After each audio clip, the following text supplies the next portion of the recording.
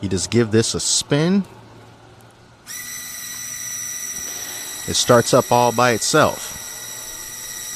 So what I'm going to do is basically the boomerang function, where you hold it at a 30-degree angle, throw it away from you, and then it should come back. So I'm going to turn it on.